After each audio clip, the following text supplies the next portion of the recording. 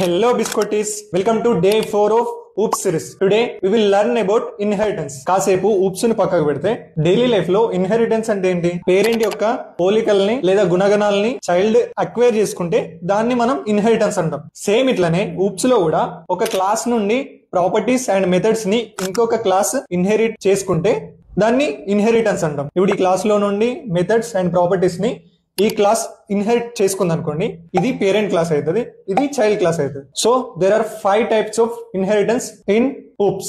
Number 1, single level inheritance, అంటే only single parent and single child. Number 2, multi level inheritance, అంటే there will be parent class and child class, another child class.